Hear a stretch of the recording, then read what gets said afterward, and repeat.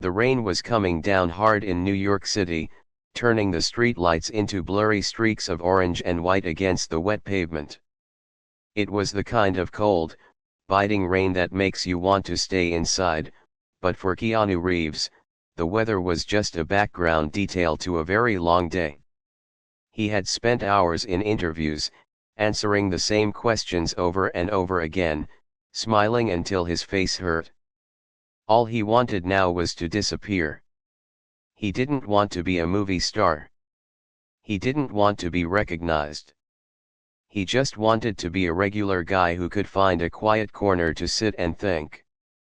Keanu pulled the collar of his worn-out leather jacket up higher around his neck.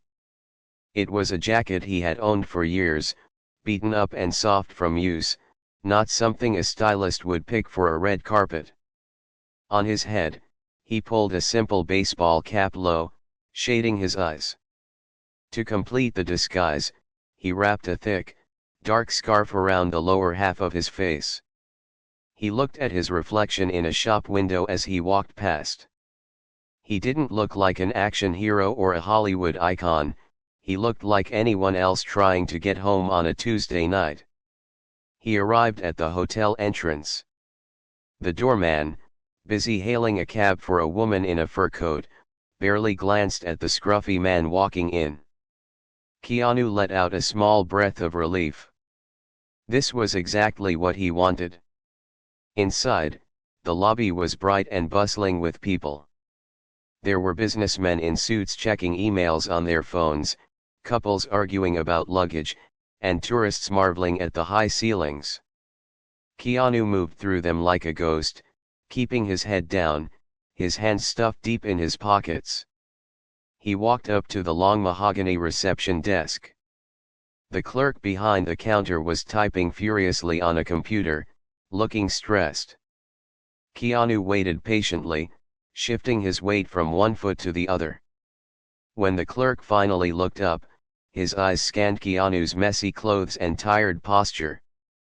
The clerk didn't see a superstar, he saw just another tired traveler looking for a room. "Can I help you, sir?" the clerk asked, his tone polite but hurried. "Yeah," Keanu mumbled, keeping his voice low and rough to disguise its familiar cadence. "I need a room. Just for the night. Something quiet. Away from the elevators if possible." The clerk tapped a few keys. "I have a single room available on the 10th floor. It's at the end of the hall, very quiet. Will that work?" "That sounds perfect," Keanu said. He slid his credit card across the counter using a false name that only a few people knew about. The clerk processed it, handed him a key card, and turned his attention immediately to the next guest waiting in line. No autograph requests. No flashing cameras. No whispers of "is that him?" It was perfect. Keanu took the key and headed toward the hotel bar.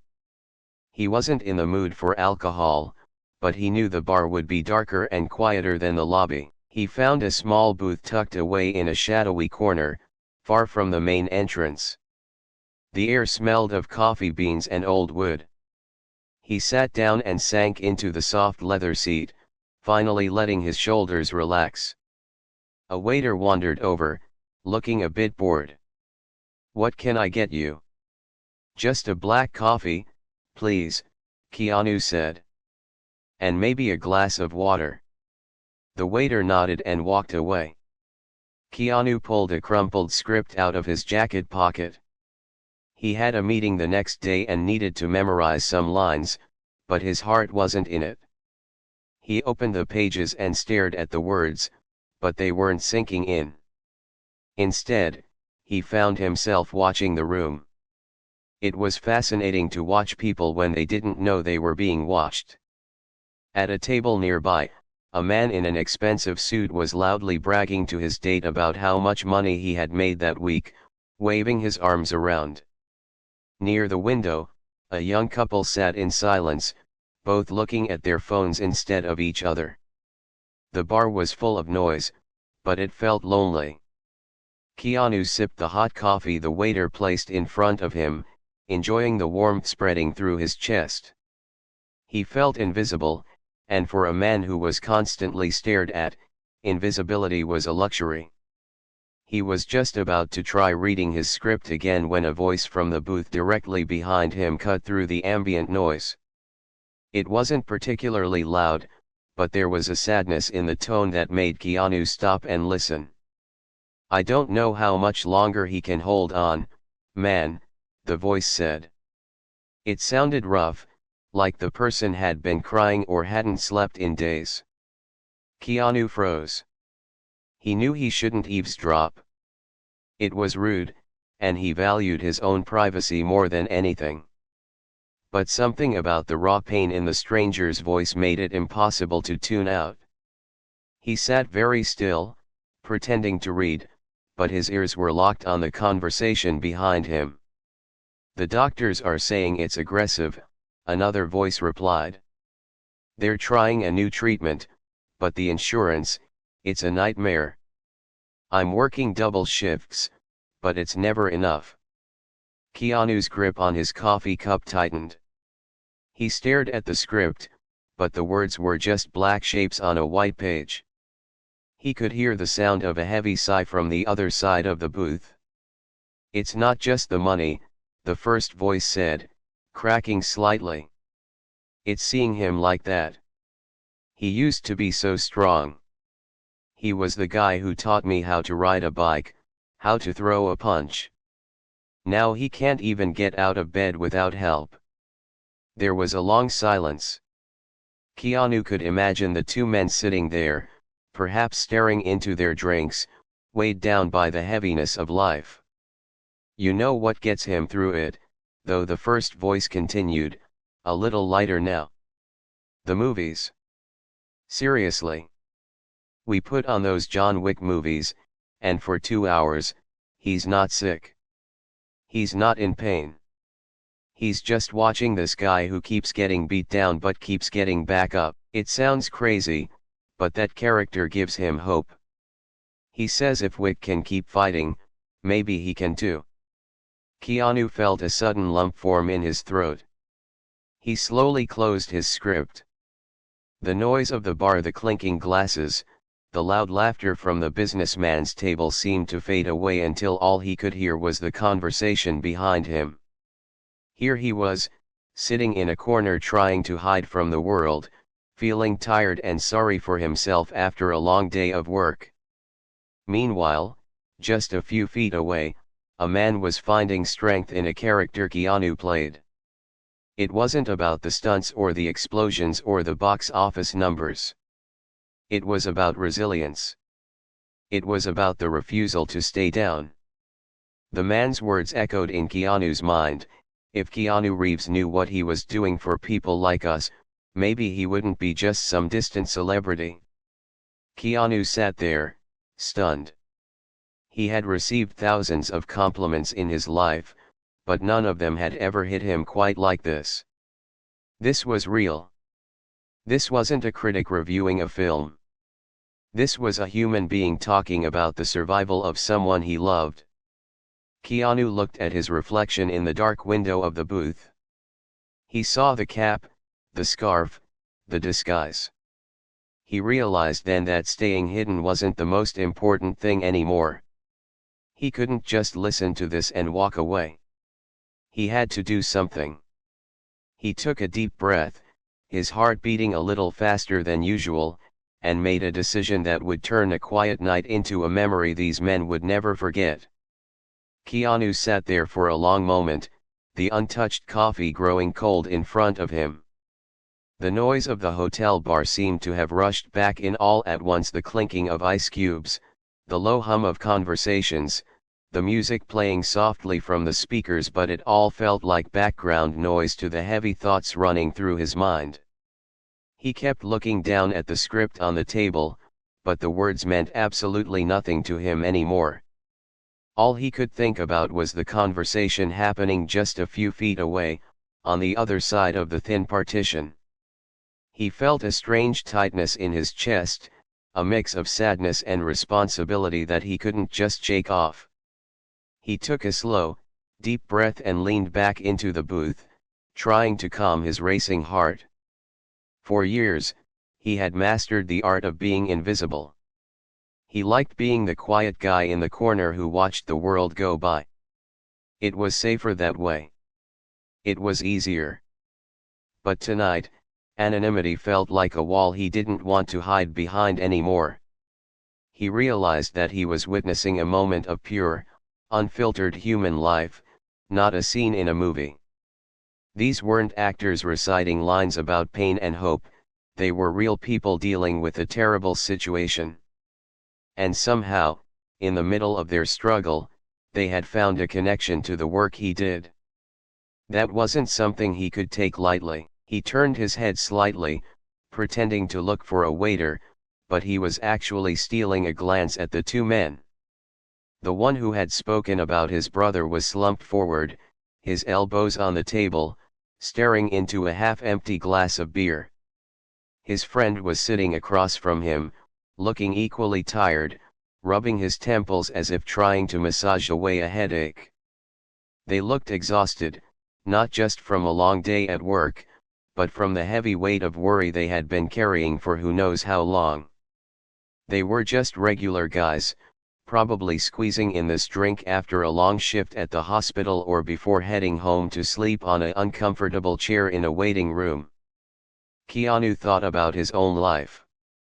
He thought about the losses he had suffered, the times he felt like the world was falling apart. He knew what it felt like to be in that dark room where hope feels like a flickering candle that might go out at any second.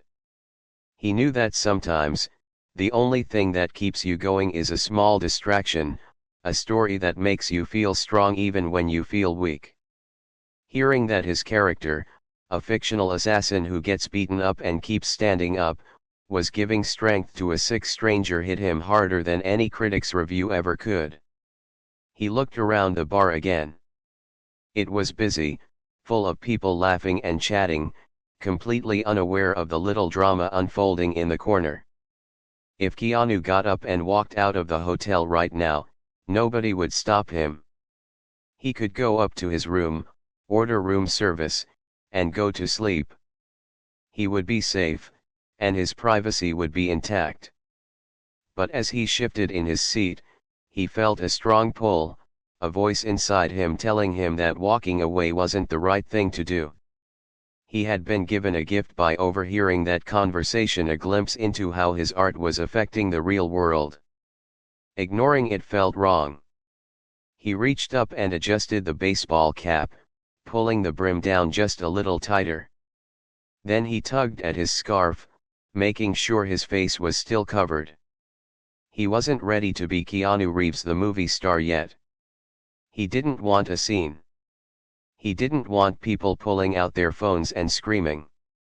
He just wanted to talk to them, man to man, without the Hollywood filter getting in the way. He wanted to look them in the eye and tell them that he heard them, and that their brother's fight mattered. The internal battle raged on for another minute. His brain was telling him to stay put, to not risk the awkwardness or the potential chaos. But his heart was winning the argument. He remembered the feeling of kindness from strangers when he was going through tough times, how a simple word or a smile can change the entire trajectory of your day. He decided he owed them that same courtesy. Slowly, Keanu pushed himself out of the booth. His legs felt a little stiff as he stood up. He grabbed his coffee cup, realized he didn't want it, and left it on the table. He took a step toward the booth behind him, then stopped. What was he going to say? "Hi, I'm the guy your brother likes." That sounded arrogant. "I overheard you talking." That sounded creepy. He needed to find the middle ground, a way to bridge the gap without scaring them off. He decided to just be honest and humble, to lead with his ears and his heart, not his fame. He took another step, his boots making a soft scuffing sound on the carpeted floor. The two men were still talking in low voices, unaware that they were about to have a very famous visitor. Keanu walked around the edge of the partition. The distance between them felt incredibly short, yet it felt like he was crossing a massive bridge. When he came into their line of sight, the men stopped talking immediately. They looked up at the stranger standing there. All they saw was a guy in a leather jacket and a scarf, looking a bit rough around the edges. Their guard went up instantly. In a city like New York, you don't expect strangers to approach your table unless they want something. "Can we help you?" one of the men asked. His voice was polite but firm, with a clear edge of annoyance. He was in the middle of a private conversation, and the last thing he needed was a stranger interrupting. Keanu stood there for a second, his hands in his pockets. He looked at the man who had spoken about his brother, then at the friend. He could feel their eyes scanning him, judging him, wondering what he wanted. It was a tense moment, the kind that usually ends with a polite rejection and a quick retreat. "I'm sorry to bother you," Keanu started, keeping his voice soft and gentle. He made sure not to use his movie voice, but just his normal, quiet speaking tone. "I was sitting in the booth right behind you. I couldn't help but overhear what you were saying about your brother." The annoyance on the men's faces turned to confusion. The friend shifted in his seat, ready to tell the guy to get lost. People don't like being listened to, especially when they are talking about something as painful as a sick family member. "Look, we're really not looking for company right now," the friend said, starting to wave his hand as if to shoo Keanu away. "We're kind of in the middle of something." Keanu didn't move. He didn't get offended or defensive. He just stood there, looking at them with eyes that were incredibly kind and understanding. He ignored the brush off and took a tiny step closer. "I know," Keanu said sincerely. "And I respect that. I don't want to interrupt your evening. I heard you mention the movies. The ones with the guy who keeps getting back up." The first man, the one with the sick brother, squinted his eyes slightly. He looked at Keanu, trying to figure out why the stranger cared. There was something familiar about the way he stood, or maybe the way he spoke, but he couldn't place it. "Yeah," the man asked, his guard lowering just a fraction. "So you a fan or something?" Keanu let out a small, humble laugh. It was a quiet sound, not a performative laugh.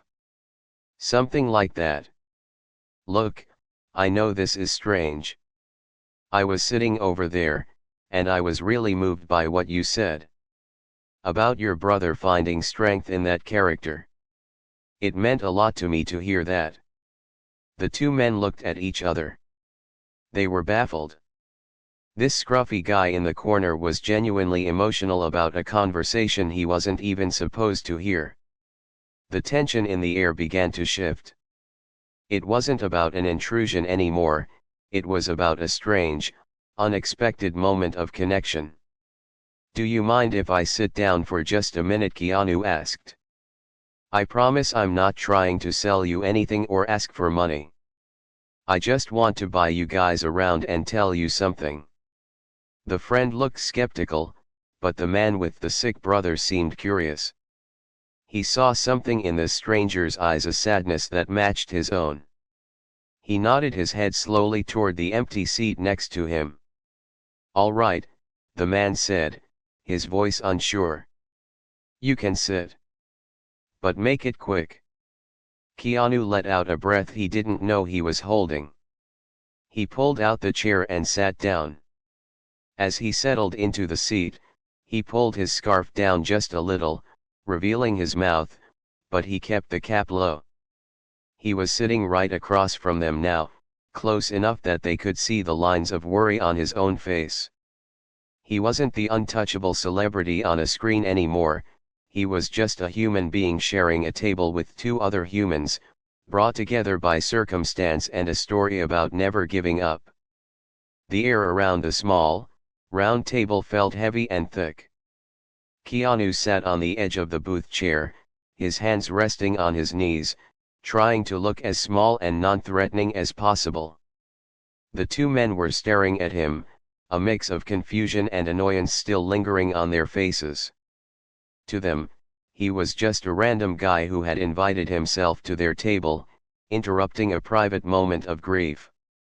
The friend on the left had his arms crossed tight against his chest, his body language screaming that he was ready to ask Keanu to leave if he said one wrong thing. Keanu could feel the tension. He knew he looked a bit messy, and he knew that approaching strangers in a bar was usually not a good idea. But he also knew that he couldn't turn back now.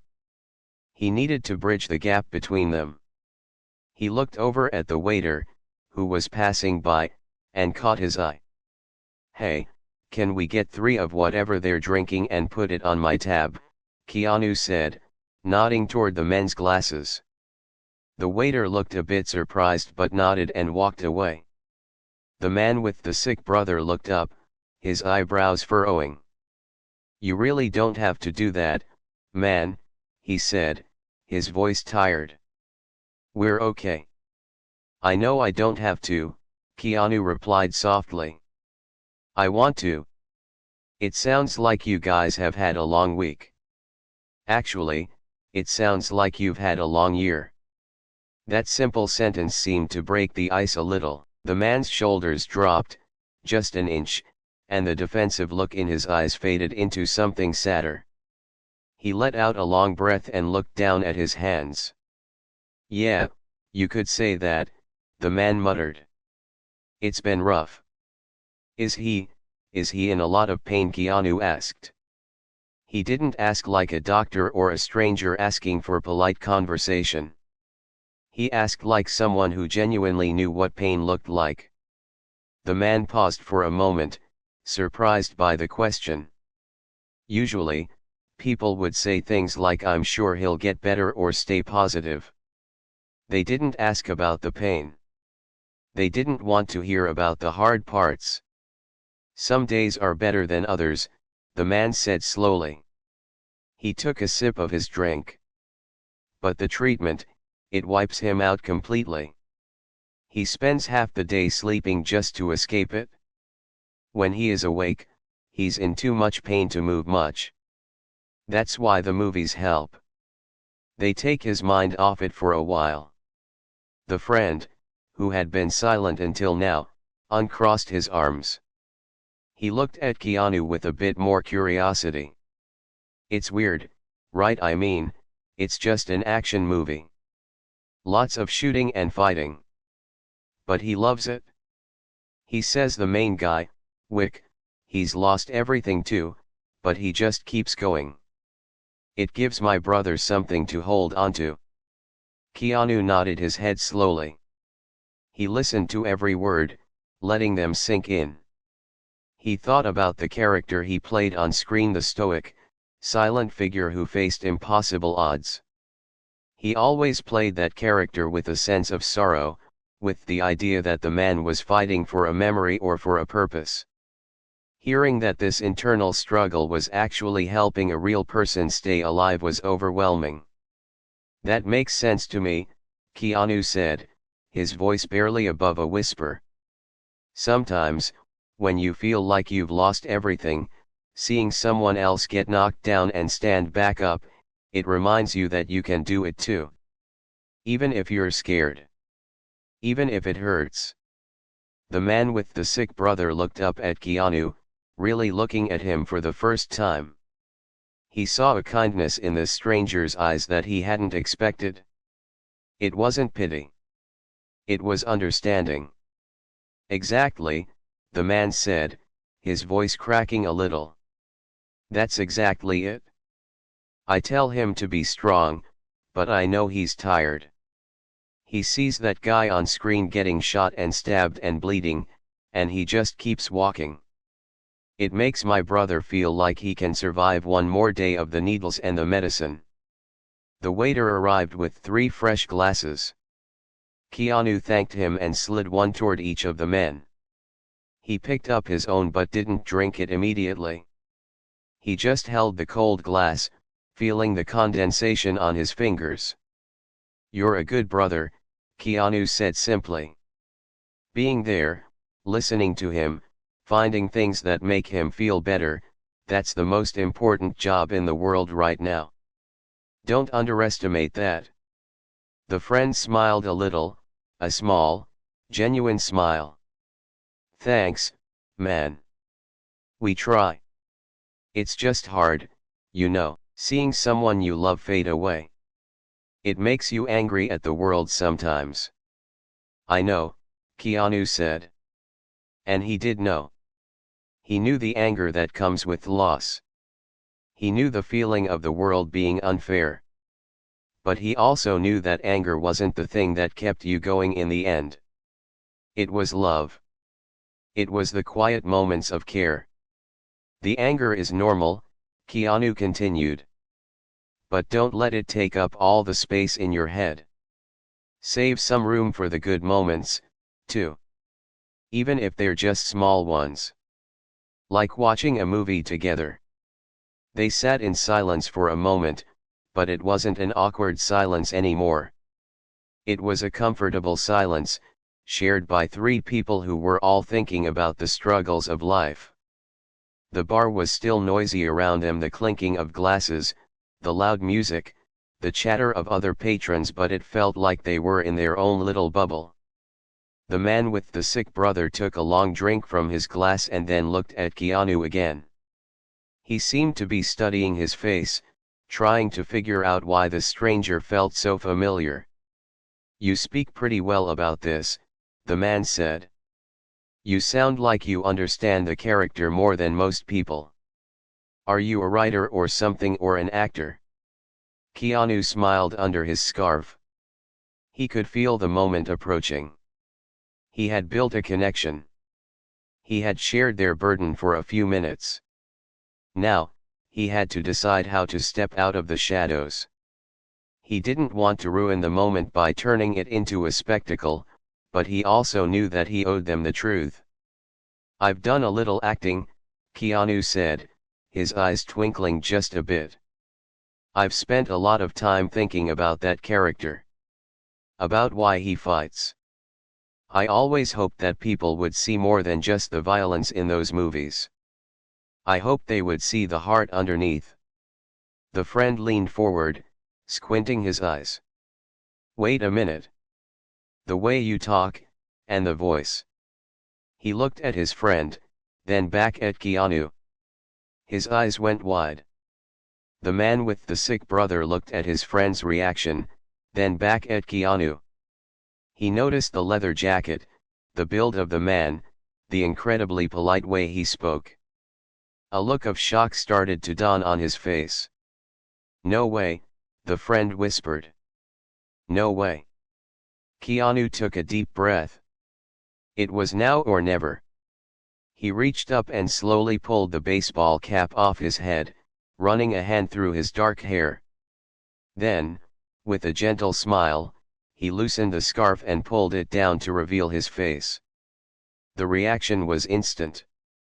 The man with the sick brother dropped his glass. It didn't shatter, but it tipped over, spilling liquid onto the table. Neither of them moved to wipe it up. They just sat there, their mouths open, staring at the man sitting in the booth with them. It wasn't a stranger anymore. It was the man from the movies. It was the guy who was giving his brother the strength to keep fighting. "You." The man stammered, his voice shaking. "You're Keanu Reeves?" The silence that followed was heavy, the kind that makes your ears ring. The man who had spoken about his brother just sat there, his mouth slightly open, staring at Keanu as if he were seeing a ghost. His friend was frozen, his eyes wide, looking back and forth between Keanu and his buddy, trying to process what was happening. The spilled beer on the table was slowly dripping onto the floor, but nobody moved to stop it.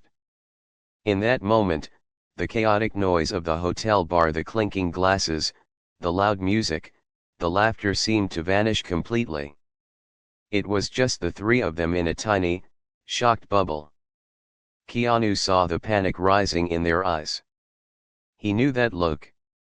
It was the look people get when they bump into someone famous and their brain short circuits. He didn't want them to panic. He didn't want them to feel like they had to be formal or start screaming. He leaned forward, placing a hand gently on the table, and gave them a small, reassuring smile. "Please," Keanu said softly, keeping his voice low. "Don't make a scene. I'm not here to be a celebrity. I'm just here as a guy who heard something really beautiful."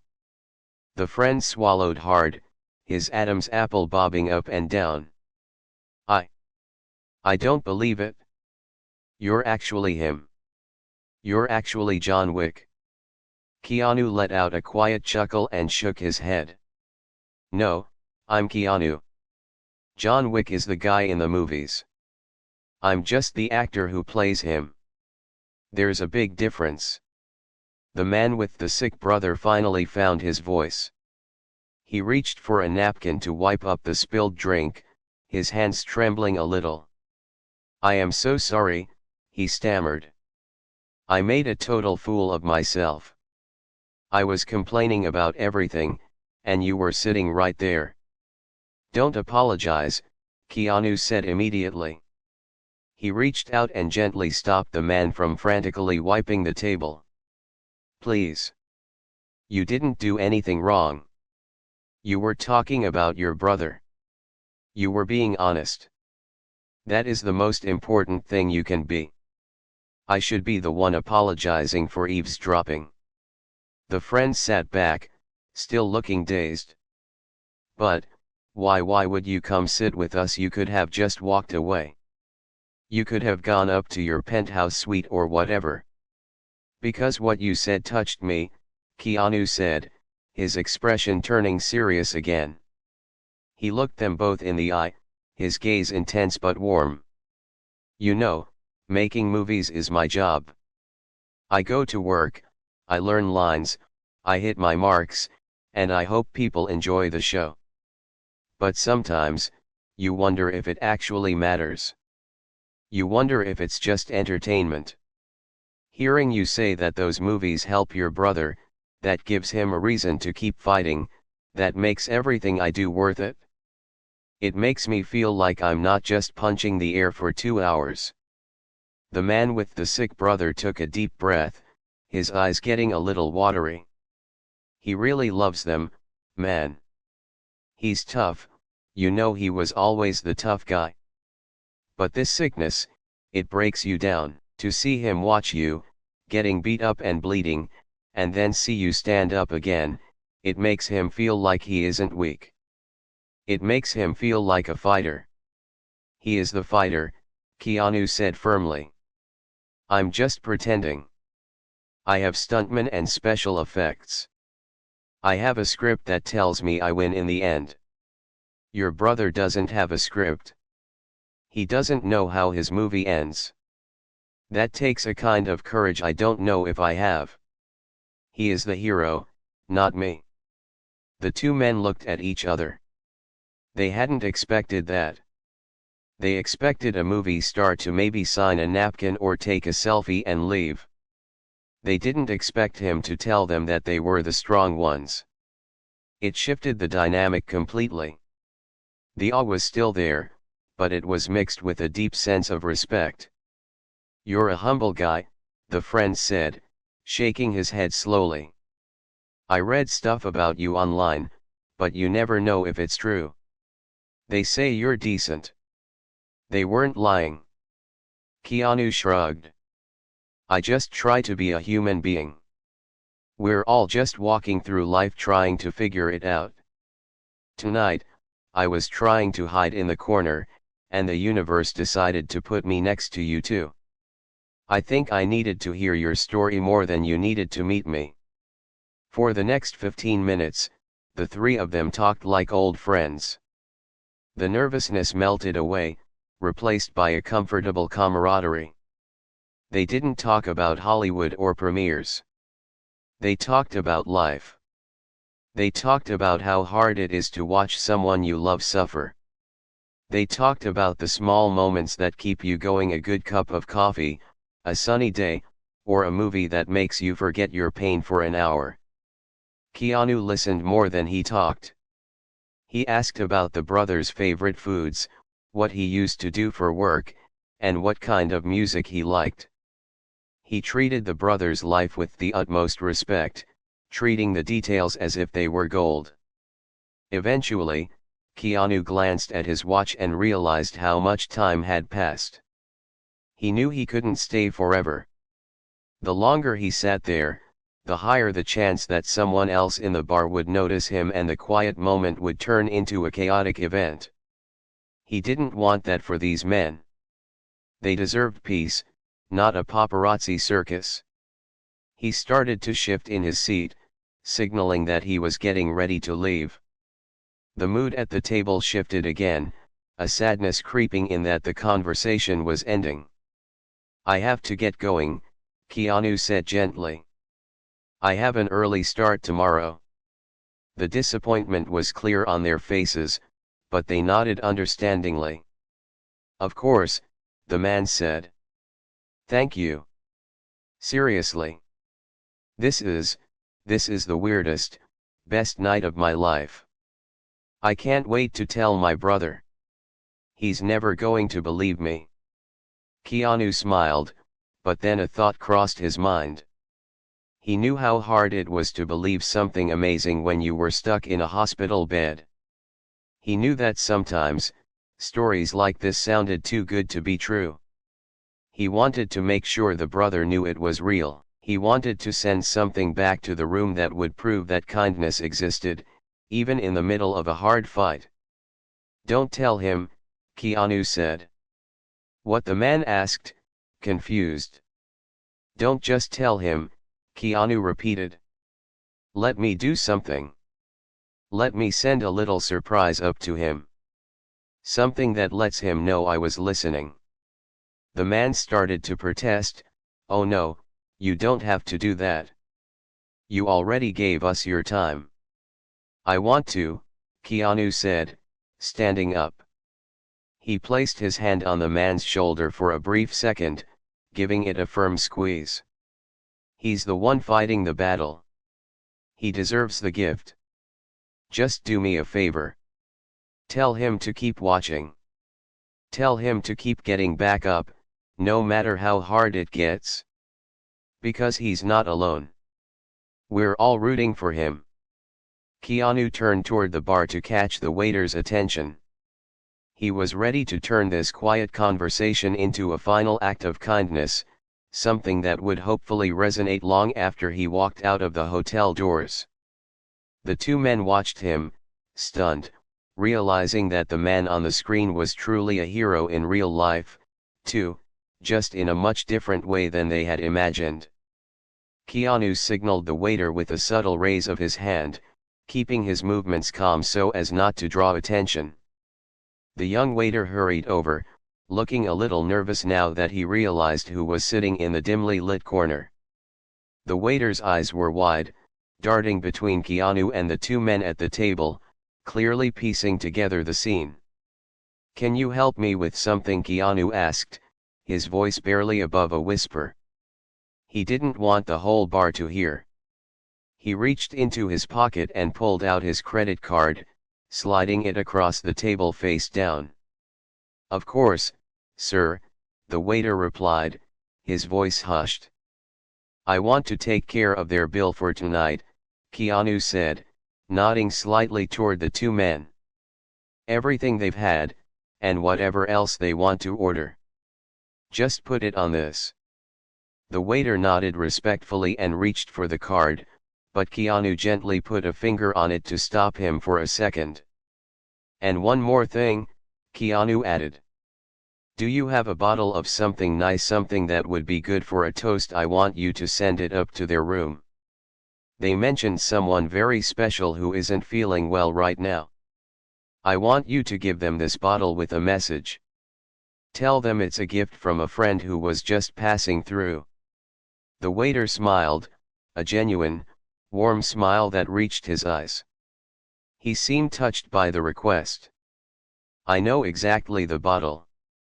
It's a very smooth scotch. I will take care of it personally, sir. Thank you, Keanu said softly. He let go of the card, and the waiter took it away to process the payment. Keanu took a deep breath and turned his attention back to the table. It was time to say goodbye, but he wanted to do it without making it feel like an ending. He walked back to the booth. As he approached, the two men stood up immediately. It was an instinctive sign of respect, something that made Keanu feel a bit awkward. He hated when people stood up for him just because he was in movies. He reached out and grabbed the hand of the man whose brother was sick. His grip was firm and warm, grounding. You take care of yourself, Keanu said, looking him right in the eye. There was no acting here, just raw sincerity. And please, tell your brother that I'm sending him my best. Remind him that the fight is worth it. He's not fighting alone. The man swallowed hard, his throat tight. I will, he choked out. He looked like he wanted to say 1,000 things, to thank him for his career, for his time, for his kindness, but the words were stuck in his throat. He just squeezed Keanu's hand back. Keanu turned to the friend and shook his hand as well. You're a good friend, Keanu told him. Don't let him down. Stay by his side. That's the most important role you'll ever play. I won't, the friend promised, his voice trembling slightly.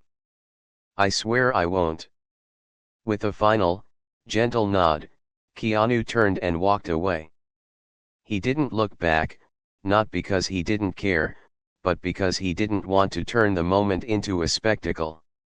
He pulled his baseball cap down low and tugged his scarf up over his nose, once again transforming into the invisible man in the worn leather jacket. He moved through the bar like a shadow, passing by the loud businessmen and the laughing tourists. Nobody looked at him twice.